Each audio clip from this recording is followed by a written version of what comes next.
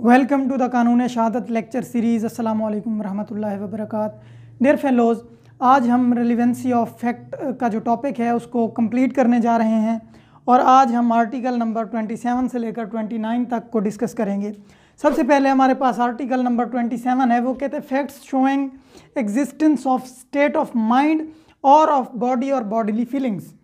वो कहता है कि ऐसे फैक्ट्स जो कि किसी शख्स की बॉडी, उसकी बॉडीली फीलिंग्स या उसकी इंटेंशन को जाहिर करें वो भी रेलिवेंट है। अब जो क्राइम है ना, क्राइम उसके एसेंशियल्स में से मेंजरिया और एक्टिस रियस जो है वो बहुत इंपॉर्टेंट है। एक्टिस रियस ये है कि किसी ने कोई क्राइम कमिट कर दिया, वो एक्टिस रियस है, और मेंजरिया उसकी गिल्टी स्टेट ऑफ माइंड है, यानी उसने किसी को नुकसान पहुंचाने की गर्ज से जो है कोई क्राइम कमिट किया है या कोई एक्ट कमिट किया है, तो ये जब मिलते हैं तो फिर जाकर एक क्राइम बनता है। ठीक है जी।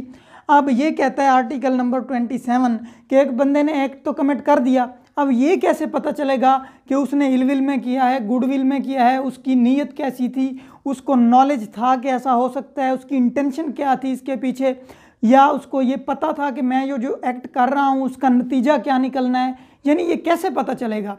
तो QSO का आर्टिकल नंबर 27 ये कहता है कि उसको साबित करने के लिए फैक्ट्स जो है वो अदालत में पेश किए जाएंगे और तब जाकर पता चलेगा, और वो फैक्ट्स जो है वो रेलिवेंट हैं, उनके बारे में शहादत दी जा सकती है।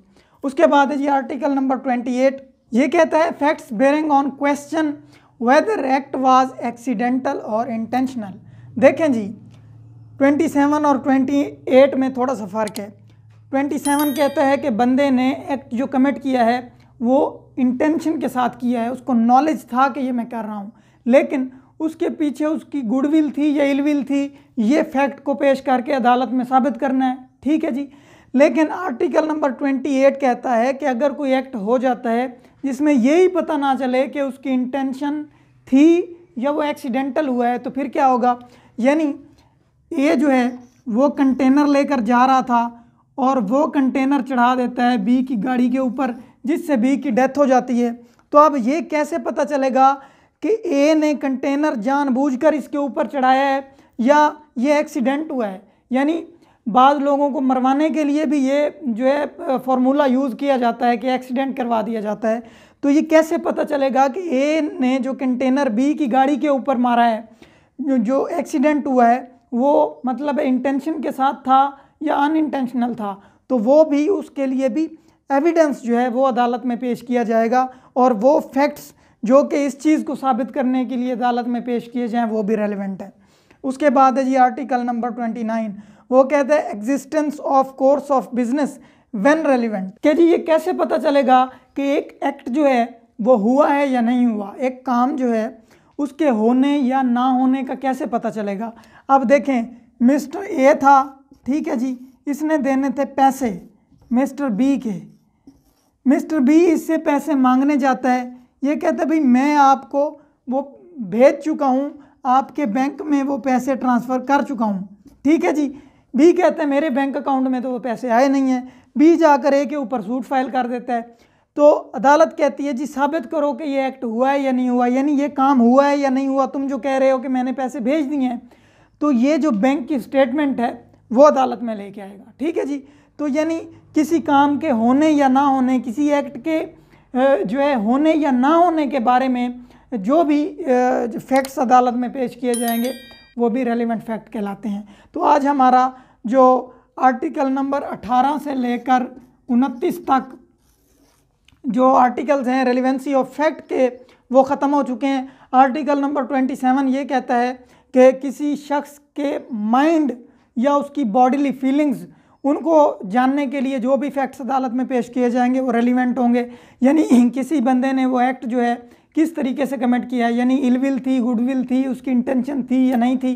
ठीक है जी। उसके बाद है जी 28, ये कहता है कि किसी बंदे का एक्ट हो तो गया है लेकिन वो इंटेंशनल था या एक्सीडेंटल था, उसको साबित करने के लिए जो फैक्ट अदालत में पेश किए जाएंगे वो भी रेलिवेंट हैं। उसके बाद है जी आर्टिकल नंबर 29, वो कहता है कि किसी काम के होने या ना होने के बारे में वो अदालत को बताने के लिए कि ये काम हुआ है या नहीं हुआ, उसके बारे में जो फैक्ट्स अदालत में पेश किए जाएंगे वो भी रेलिवेंट होंगे। अब देखें जी, ये हमारी रेलिवेंसी ऑफ फैक्ट का चैप्टर क्लोज हो गया, ठीक है जी, ये हमारा टॉपिक कवर हो गया। अब इसकी प्लेलिस्ट के अंदर जो है तमाम तर ये इसके आर्टिकल्स अवेलेबल हैं, उनको एक एक करके आप याद कर सकते हैं, उनको रिमेंबर कर सकते हैं या वीडियो दोबारा देख सकते हैं ताकि आपके जहन में एक कॉन्सेप्ट बैठ जाए। मैं अक्सर आपको एग्जांपल्स वो नहीं देता जो बुक में है, क्योंकि वो तो आपने ऑलरेडी पढ़ लेनी है, उसका कोई इशू नहीं है। मैं आपको वो एग्जांपल्स देता हूँ जो हमारी प्रैक्टिकल लाइफ में बाज़ दफ़ा जो है अक्सर इम्प्लीमेंट होती रहती हैं। तो बुक वाली भी आप पढ़ लिया करें और इनको भी जो है आप देख लिया करें और फिर इनको काउंटर किया करें। मैं कोई गलत बात बता जाऊँ आपको तो आपने मेरी भी इस्लाह करनी है, क्योंकि मैं भी स्टूडेंट हूँ, मैंने को फ़ौरन से डिग्रियाँ नहीं की हुई, हमने एक दूसरे को समझाना है, एक दूसरे को पढ़ाना है, ठीक है जी। तो इस तरीके से आपकी भी इस्लाह होगी और मेरी भी इस्लाह होगी। मैं जो पढ़ता हूँ समझता हूँ, मैं अपनी ज़िम्मेदारी समझता हूँ कि मैं वो आपके साथ शेयर कर दूँ। अगर आपको उसमें कोई चीज़ गलत लग रही होती है कि मैंने आपको कुछ गलत बता दिया है, तो मेरी इस्लाह आपके ऊपर वाजिब है, आपने कमेंट बॉक्स में मुझे बताना ज़रूर है। तो ये हमारा टॉपिक कवर हो गया। नेक्स्ट हम एडमिशन और कन्फेशन को पढ़ने वाले हैं, चैप्टर 3 के ये भी इंपॉर्टेंट टॉपिक्स हैं। एडमिशन क्या होता है और कन्फेशन क्या होती है, हम आर्टिकल वाइज सबसे पहले एडमिशन को देखेंगे और फिर कन्फेशन को देखेंगे और उसके बाद जाकर जो है एडमिशन और कन्फेशन का जो है डिफरेंस जो वो हम देखेंगे। तो उम्मीद करता हूँ कि आपको रेलिवेंसी ऑफ फैक्ट समझ में आ गई होगी। इंशाल्लाह नेक्स्ट लेक्चर में मुलाकात होती है। Thank you very much.